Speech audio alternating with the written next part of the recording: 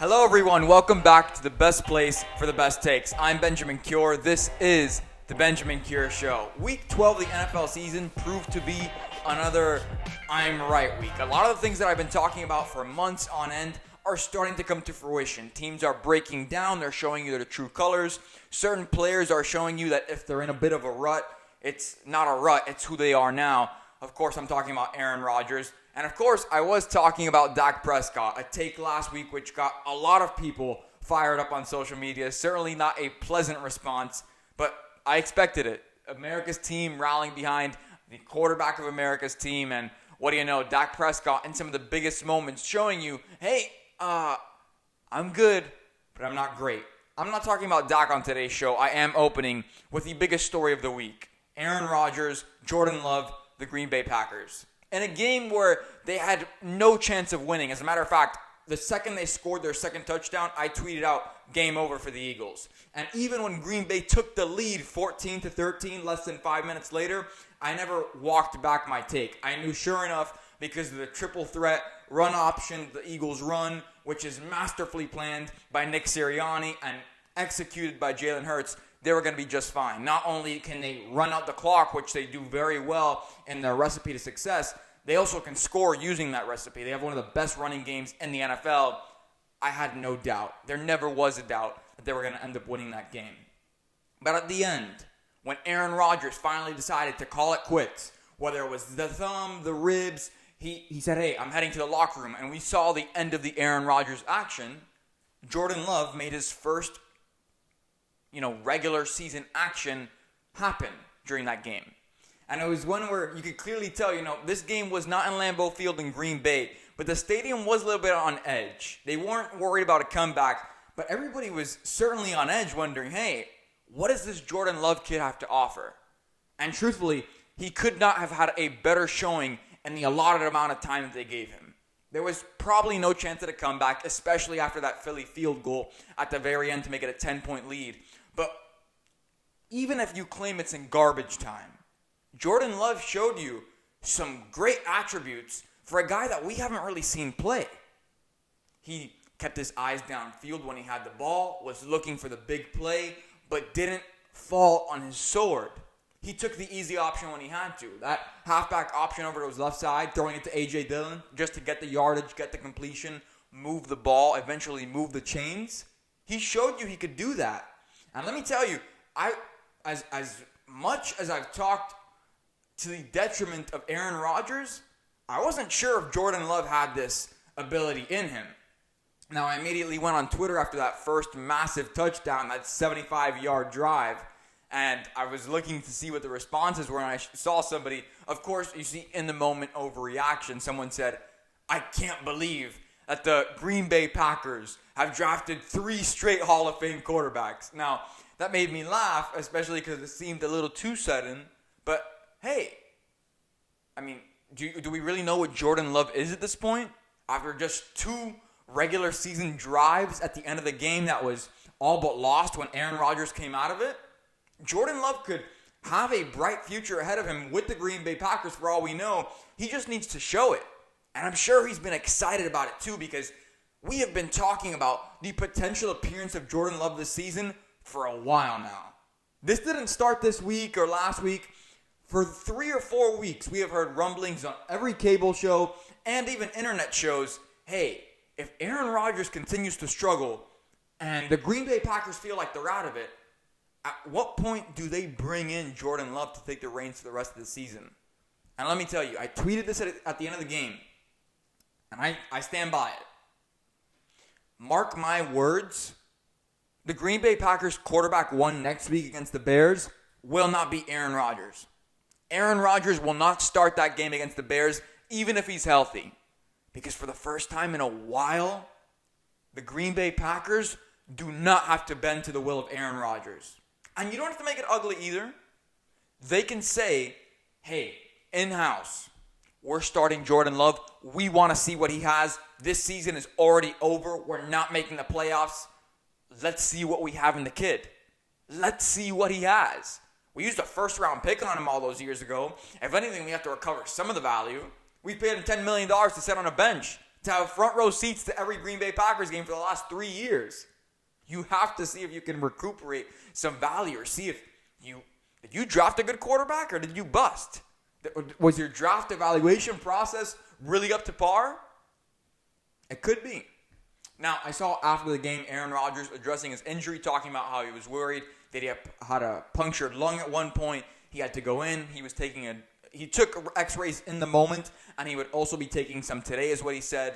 And he kind of wrapped up that interview by saying, I'm going to continue to play, or I'd like to continue to play, as long as we mathematically still have a chance. Of course, a chance at making the playoffs is what he was talking about. And to that, I say, really? I mean, Aaron Rodgers, mathematically, Aaron, you have been worse than Jimmy Garoppolo, Kirk Cousins, Daniel Jones, some of the most mediocre guys in the business that people love to hate have performed better than him statistically and mathematically this season. So yeah, mathematically, the season's over. Now I understand he's talking about wins, losses, can they still sneak their way in if the Vikings lose this many games or if they come in second place and they get into a wild card situation. That's a little out of touch. This team has looked like an absolute dumpster fire this entire season. They have busted on draft picks. They continue to draft defense when they know they have massive holes on offense, when they knew they were going to be trading away Devontae Adams. It's a disaster. It is going up in flames in Green Bay. And there's no owner you can blame either. Another strange piece to the puzzle in Green Bay. But I think what the Packers have to do, going back to the reason why, for the first time in a long time, they have all the cards, you can easily tell the public without forming a show, hey, we understand that Aaron has a great competitive spirit, that he wants to play this season out, that he wants to do it for his teammates, that he hasn't given up, but we're going to shut him down for the rest of the season. We don't want him to get hurt. We are committing a lot of financial resources to him over the next 2 years. He's still our quarterback for the next 2 years. Let's rest up for next season. And by the way, we can also have a chance to now showcase Jordan Love, an individual who we have not seen play during the NFL regular season in big moments. Let me tell you, I don't know if there is a bigger moment in the Green Bay Packers season than a divisional game against the Bears. That is as big as the moment gets. And I don't think Aaron Rodgers is going to start that game. Because to me, there's a young guy on the other side of the field, even with Justin Fields questionable for this upcoming game. You need to show, hey, we're not married to Aaron Rodgers. He doesn't hold all the cards. He is not in absolute power and control. This is not a dictatorship here. Because that's what it's looked like. On the outside, looking in, everybody's been like, oh, Aaron Rodgers is bullying the front office. He is bullying the Packers. He is bullying Matt LaFleur. The way that he scoffs on the sidelines, the way that he acts, the way he's acted the prior couple games and seasons, his attitude, he can't hide it. And it just seems so selfish, so arrogant, and it's the opposite of a team player. And it's certainly the complete and total opposite of the pendulum right now of what Green Bay needs. Green Bay has young players who are not super confident in themselves because they have a quarterback who is constantly rolling his eyes at them. Get a young guy. Get a guy who's not proven. Someone who's a team player. Someone who's more relatable in terms of the age group. Someone they can build chemistry with for the future. Stop letting Aaron Rodgers bully everyone in that locker room, including the head coach. Let the young guy take the reins. See what you have in him. Because if it turns out that Jordan Love is anything like yesterday's game, or that he's possibly even better than that, you are now in a position where you can say, hey, we're out of the Aaron Rodgers business. And I know I'm not the front office, and I know I'm not the owner, and I know I'm not a coach in the NFL, but as a fan, as an analyst, on someone on the outside looking in, yeah, in the year 2022, I want out of the Aaron Rodgers business. $50 million a year for what? He's showing you he can't carry a team. He's not a Tom Brady. This is not Tom Brady's last few years in New England where he was carrying Chris Hogan and God knows who else to a Super Bowl and winning it. Aaron Rodgers has one Super Bowl in his entire career. And he has MVPs and a bunch of individual accolades and his QBR. But how does that help the team today when they're trying to get into the playoffs, when they're trying to squeak in? when they look to, over the course of the next couple of years, make their way into a Lombardi run. The Aaron Rodgers time has passed in Green Bay. And based on the response that you're seeing from fans and from some of the players, they're sick of it too. And they want out. As a sports fan, the month of August is so fun. You're getting the tail end of the baseball season. You're getting the start of the football season in both college football and in the NFL. You're starting to see, hey, which teams can really make a run at it this year. You're excited. It's a fun time to be a sports fan. But to me, right around this time, November, December, is the best time to be a football fan. It's not quite the playoffs, but you're starting to figure out, hey, who are the teams that are really built for this, that can make a run in the postseason, that can find their way or fight their way into a Final Four in college football? This is the really exciting time because you figure out who are the best teams. And I love to watch the best football out there. And to me, this is the time to do it. So switching gears from the NFL to college football. I'm not embarrassed to admit it. I've been talking about them for weeks on this show. USC is my ride or die football team this season because mostly of two in particular individuals. The guy on the sideline, Lincoln Riley, and the man under center, the undisputed Heisman Trophy winner, Caleb Williams. There is no question.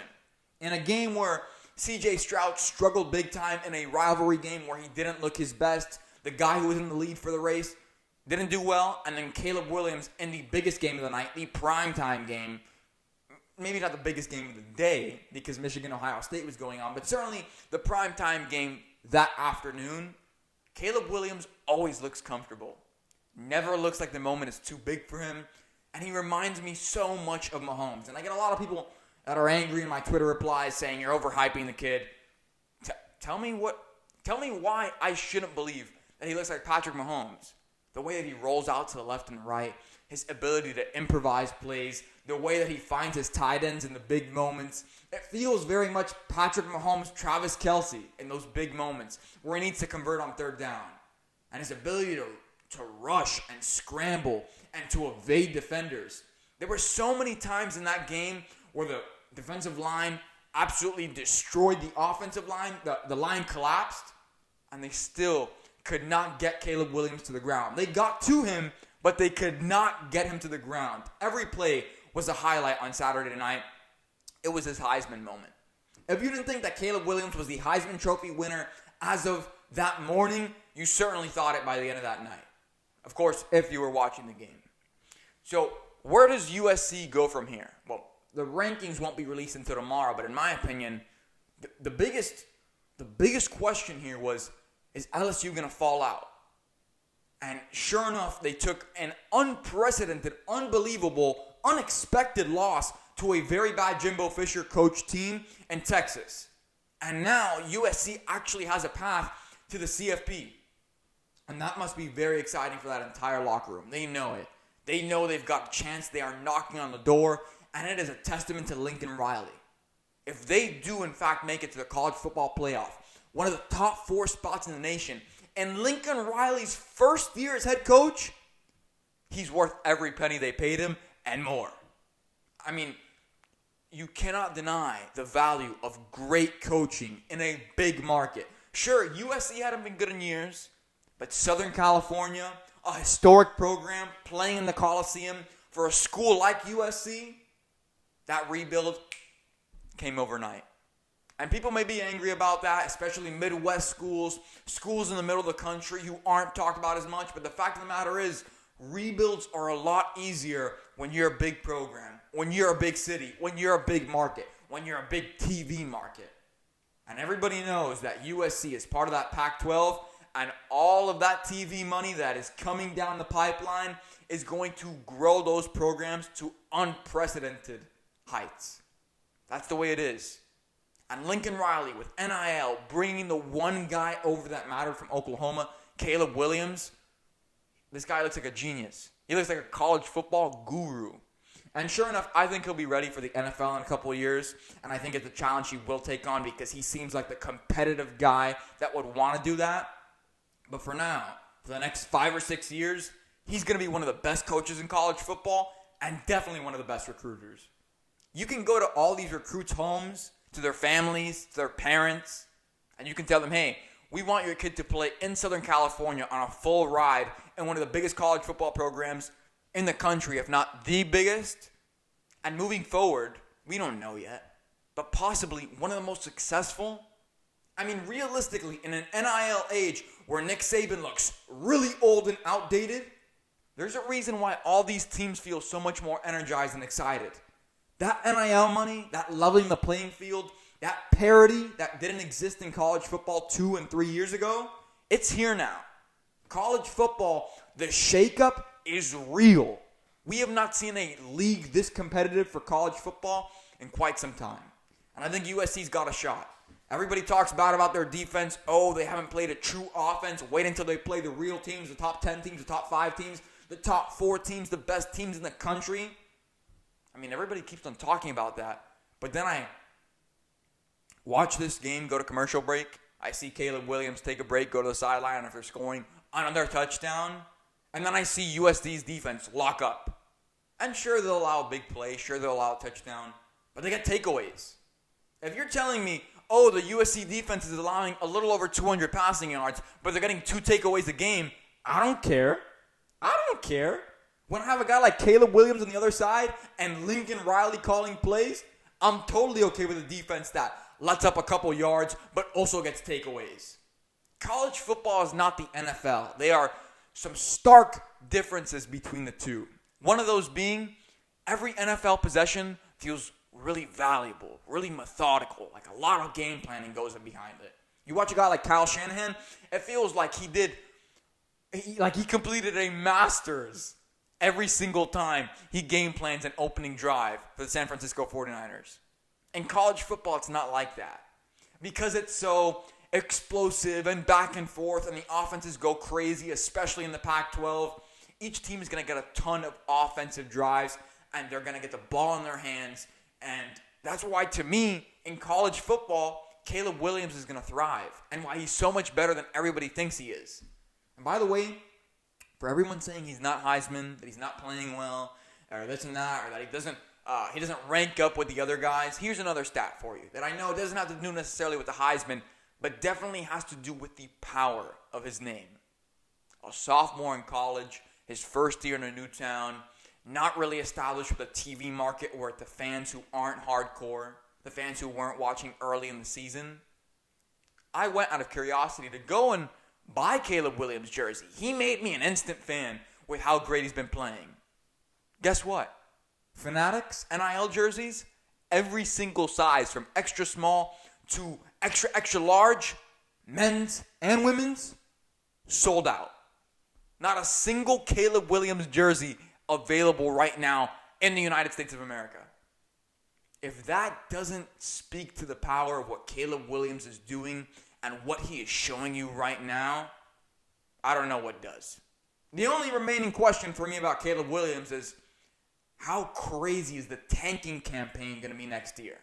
Who are going to be the teams who in the NFL say, hey, we have no future with our current guy, we're going to lose every single game, or at least not be super competitive, wink, wink, in our games so we can get a chance at the number 1 spot?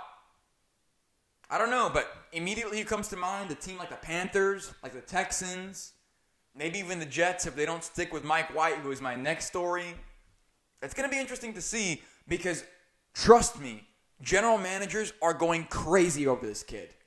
And if Caleb Williams was draft eligible this year, stop fooling yourself. He'd be the number 1 overall pick by a landslide.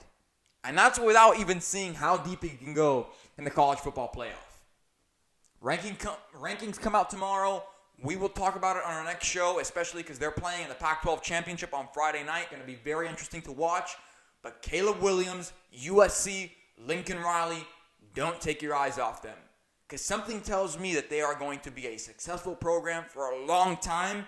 And it starts this season. And it starts in this college football playoff.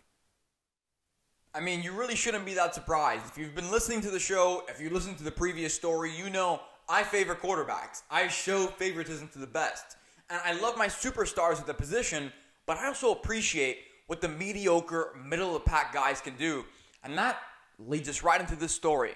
Mike White, QB1 for the Jets, puts up over 300 passing yards, multiple touchdowns, and a great win that the Jets really needed. And you could tell by the body language from the coach and from the roster, they like Mike White way better than Zach Wilson.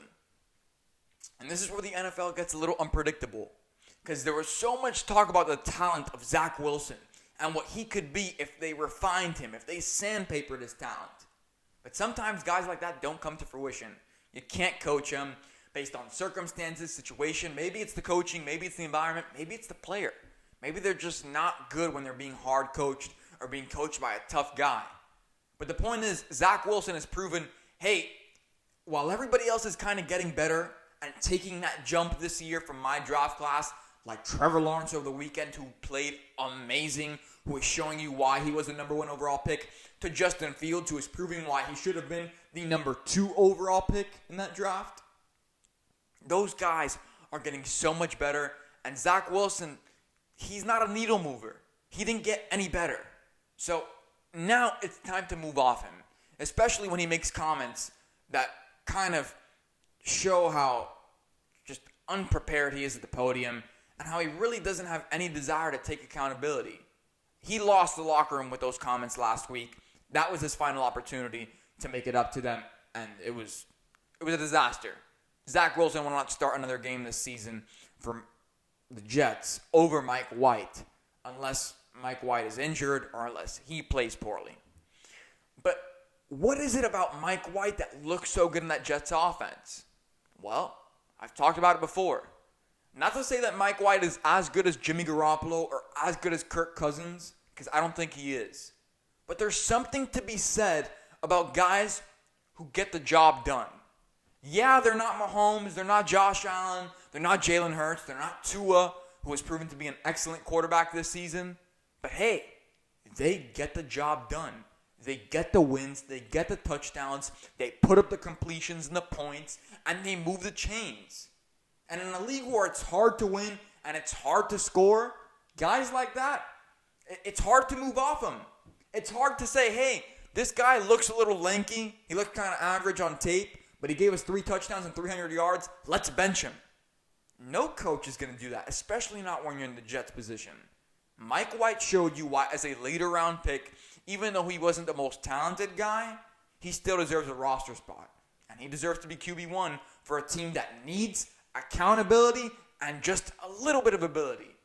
And Zach Wilson had ability, but he was making too many mistakes with it. He was overextending himself. He was playing with too much risk. He was trying to play hero ball, which comes across as really selfish at times. And sure enough, along with the combo of his post-game comments last week, that's what he looks like. A selfish player, a selfish quarterback, which in New York is not going to fly. Ask Mark Sanchez. That media will tear you to shreds. So, Zach Wilson on the bench, Mike White is a starter. Moving forward, do you stick with that? I say absolutely. Number one, you ride with the hot hand, especially this late in the season. But also, you go with the guy who is giving you the best chance to win. And right now, in a team that seems like it's borderline, could be a playoff team, could be a playoff contending team at some point in the future, you ride it with Mike White. You ride this wave. There's not a lot of film out there on him. Teams aren't going to be super prepared to play him. They're not going to necessarily know how to prepare for him because there's not a lot of tape on him.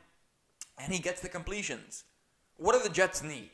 The Jets aren't running an Andy Reid, Patrick Mahomes offense in New York City. That's not what it is. It is very much a run-centric, disguise the quarterback weaknesses offense. Get the completions when we need you to, and just do that and we'll be just fine. Move the chains for us. Don't turn the ball over. And I know that those could seem like tall tasks, especially in the NFL, but from a quarterback, middle-of-the-pack guy, you can ask of that. Jimmy Garoppolo does that super well. Hey, don't turn the ball over. Just move the chains. I don't need you to throw the ball 50 yards downfield. I don't need these crazy touchdowns or highlights. Just move the chains. Like the little engine that could. Keep it going. That's what Mike White is. He can put the ball in the right spots, can have a good completion percentage, can move the chains. I mean, what more could you want? The Jets are not exactly a Super Bowl contender this year, even though that defense looked like it at times. Take what you can get. Ride with Mike White. Let him lead your franchise in a team that quite frankly, almost lost the entire locker room last season, or last game. And they're really lucky that they were able to temper expectations, they were able to move on, and that a guy like Mike White was sitting in the rafters waiting for his opportunity, and sure enough, he showed you, hey, I can be your guy in New York. Even if I'm just a filler for the next couple of years, he is a formidable talent, and I think that is very underrated in today's day and age. I like Mike White. I'm a fan. Ride with him for the rest of the season. You know, if there's one thing people can't say about me or this show, it's that I show hometown favoritism. I really don't. I don't talk about our teams. Most of them do bad. Most of them don't succeed. Most of them don't make deep playoff runs. And I don't talk about them because they're not moving the needle, especially not on a show like this where we talk about the best teams, the best sports, and the biggest stories. But let me tell you, the Miami Dolphins are having a sneakily good year, and everybody has come to notice it. It's been happening for a couple weeks. I don't talk about them too much, but this is one of those that I really thought was remarkable. The Dolphins over the weekend played in what many would consider, for other teams at least, a no-win situation. You're playing a Houston Texans team that is one of the worst teams in the league. Only one win going into that game. We're 12 weeks into the season, and either you win really well, and everybody says, oh, you were expected to win that game, or you play poorly, and everybody hammers you for it. So what do I look for in a game like this? You're looking for execution, and you're looking for maximum potential. That's what I look for. I want to see, hey, when the team is firing on all cylinders, how good can it be? And how do coaches mostly, coaches more than anything, how do they respond? How do they game plan? How do they put together drives? Now, Mike McDaniel has proven to be one of the best head coaches in the league already. Coach of the Year candidate for sure. I don't know if he beats out a guy like Dable for it, but he certainly deserves to be in that conversation. He showed you, hey, I can put together really creative plays, and we can execute really well with Tua under the helm. And, hey, our max potential looks pretty good. They took Tua out. He didn't play the second half of that game. It was over within the first 3 offensive drives. That's how good the Miami Dolphins were. And one of the things that I couldn't help but think to myself was, man, if the Kansas City Chiefs didn't exist, this team would be a Super Bowl contender. Because to me, I understand everybody's going to get mad, but I'm going to be honest. And this is one of those where, man, I wish I started this show even earlier in my life, which is unrealistic. But I remember being a young fan during those New England Patriots years where Tom Brady was there, and all the hype in the offseason being, hey, this team looks great, this team looks great, this team looks great, who's going to win the Super Bowl?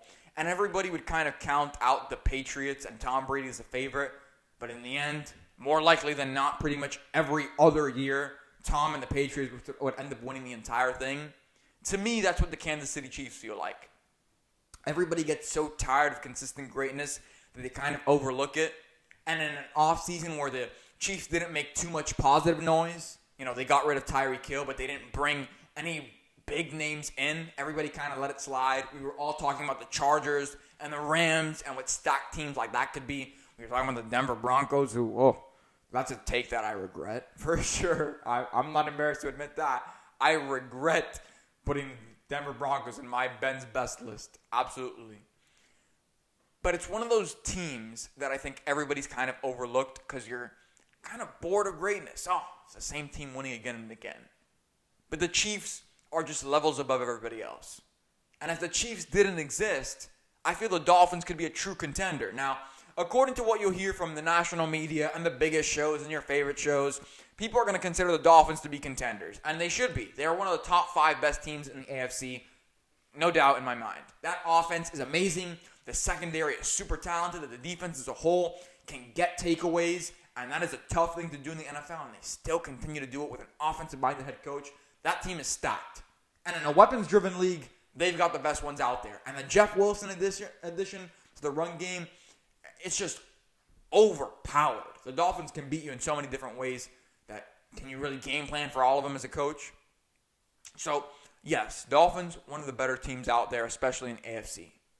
But to me, I've already said this on prior weeks of this show, my Super Bowl lock is that the Kansas City Chiefs are playing in Arizona in February. There's not a question in my mind. Because guess what? Buffalo, who beat them early on the season, who everybody said, oh, that's going to be a problem because Buffalo's going to earn the number 1 seed in the AFC. Guess what? We're in Week 12, and the Kansas City Chiefs lead the league with another win over the weekend. in the AFC. And in a very contested situation in the playoffs, when it matters most, I don't see other teams getting the best of Patrick Mahomes. I don't. It's like having the clutch gene of Tom Brady and the ability of pretty much every great quarterback who there's ever been. Patrick Mahomes is unstoppable. To me, it's quarterback tiers. Forget, people put Josh Allen and Patrick Mahomes in the same tier. I'm not doing that anymore. I disagree with that philosophy. To me, it is the top tier, the number one best tier, Patrick Mahomes. And then there's everybody else. Josh Allen, Jalen Hurts, you love them, you appreciate their ability. I'd certainly love to have them on my favorite team, but they're not better than Patrick Mahomes. He has separated himself from the pack, and so is that team. A defense that doesn't look like it's giving away as many big plays as they used to, looking a little bit more solidified and honestly competent when it comes to coaching. An offense that can quite literally beat you with anybody. I mean, Patrick Mahomes has thrown a touchdown to 10 different receivers on his team this season. That stat, yes it does, it leads the NFL. I mean, how do you stop a team where you don't know who can beat you? Patrick Mahomes has been the perfect facilitator, the best field general that you could ask for, and his ability to improvise when everything around him goes wrong is what makes him the best. So, in a postseason situation, I don't see any AFC team, not even the Bills, getting the best of them. I know we're supposed to, in this business, make it seem really exciting, but I'm going to be honest. I am the honesty broker right now. The Chiefs have separated themselves from the pack. So, can you talk about maybe who is the better team in the NFC? Sure, you can make that argument. But the best team in the AFC is the Chiefs. They're winning when it matters most. You know, barring unforeseen circumstances or injuries, which I even hate to say, the Chiefs are running away with this one. So the Dolphins have a really great team. And I think the Dolphins, you can make the argument right now they're better than the Bills. Absolutely. Quarterback's playing better than their quarterback. Weapons are way better. Run game exponentially better, which Buffalo's has been awful. They have not been able to develop in over 4 years. And Mike McDaniel, develops in less than 1 year, he gets a run game going.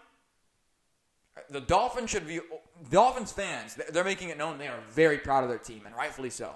They are a team that expected, by most people nationally, were expected to finish second in the AFC East behind the Buffalo Bills. I certainly didn't think they'd be beating out the Buffalo Bills at this point in the season or for the division at the end of it all. But there's an argument to be made that even if they're not winning that division, they are the better team. Because right now, Tua, an MVP candidate as well. Once again, I don't think he's the winner of that. But you can't deny, hey, great guys in all the right spots. And they went out and got a pass rusher at the trade deadline. One of the guys who I've talked about should be at the top of your priority of guys to get when you're trying to build a championship team. Quarterback, offensive line, weapons, and a pass rusher. The first position that you need on your defense to really be a true Super Bowl contender is a pass rusher. And the Dolphins didn't really have it, weren't super confident in the guys they had, so they went out and they got them from the Denver Broncos, who are not tanking, but once again, tempered expectations. They thought they were going to be making a run at the Super Bowl. No shot. And the Dolphins make big moves like that. And for a franchise that has looked incompetent for a long time, these are very exciting times for Dolphins fans and for Miami as a whole. So, to me, Miami Dolphins, Super Bowl contenders, sure, maybe AFC contenders, but at the end of the day, Chiefs are winning that thing. If there was a situation where the Bills ended up playing the Miami Dolphins now, I'm not a betting man, but I would probably bet on the Dolphins because they look so good right now. They are the hotter team, and they are the better team today. Especially with Von Miller now out with an ACL injury. I mean, these are things you need to account for. Dolphins look really good, but let's not overestimate their ability in this game because there's a difference between being good and great. And there's a difference between being great and being the greatest. And those are the tiers, those are the levels that differentiate between teams like the Miami Dolphins and the Kansas City Chiefs. They may have not been the game of the week, but the San Francisco 49ers were a game to watch. If you were switching back and forth at around 4 o'clock between the big Chiefs game and the San Francisco game, you saw what I saw. Two very tough, gritty teams going after it. It was a real battle, low scoring, and sure enough, this is why I pick the San Francisco 49ers as the best team in the NFC. If I had to make a pick today as to who we're going to see in the Super Bowl in February in Arizona, I'm picking the Chiefs out of the AFC and the 49ers out of the NFC. We're getting a Miami Super Bowl rematch for the ages. That would be a lot of fun to watch. But let's not get ahead of ourselves. Ben, why do you think the 49ers are the best team in the NFC? I'll tell you why. Jalen Hurts, the Eagles, no one can deny what they have done. It's amazing. They were almost undefeated at one point, or they were undefeated at one point this season. Might finish close to being undefeated if they don't lose another game. I mean, that was a very good team. A team that can run up the clock, that is dangerous, that gets takeaways, that has an explosive offense, that seems at times unguardable. But what the San Francisco 49ers are capable of is on a different level. Now, I know before I get to the San Francisco 49ers, people may talk about Dak Prescott and the Cowboys, who I have made my honest opinions of on this show known. Sure, talented, good defense, good offense. But hey, it's like the Dallas Cowboys curse. Do not rely on them in a big moment, because when you expect the most of them is when they will deliver the least. That's the way it works with the Cowboys. The only way I see the Cowboys winning a Super Bowl championship is if the NFL went to a soft cap instead of a hard cap. Because I think Jerry Jones at that point would be so desperate in his lifetime to get another Super Bowl that he would triple or quadruple what they're spending on cap. But that's not happening anytime soon. So to me, Cowboys, no, not a legit contender for the NFC. Once again, this show is different. People like to entertain these little conversations. Oh, can this team beat this team? Oh, if they... No. We are speaking definitively here and honestly. Chiefs are the best team in the AFC, and the 49ers are the best team in the NFC by a mile. By a mile, and I don't want to hear it. The 49ers have something so special. What do you have in Dallas and in the Eagles? Well, you have a quarterback who many consider to be superstars.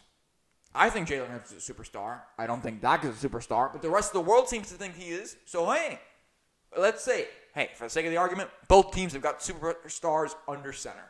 Sure thing.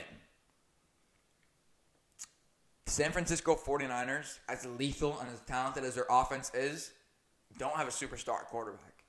They have someone who everyone loves to hate, who everyone underestimates, who was treated so horribly at the end of last season into the season. His own team wouldn't give him a playbook when he was rehabbing a shoulder injury during the offseason. They didn't want him to know the plays or the players. They didn't want him to build a rapport. They didn't let him practice on the same field as his teammates because they thought Trey Lance was the guy. Yeah, that team, let me tell you, Jimmy Garoppolo is a better man than me. That's for sure. Because no ego, nothing. Let it be known, hey, I'm going to work in silence. I'm going to let the franchise do whatever they want to do. I'm going to let them take its course. I'm going to let this take its course.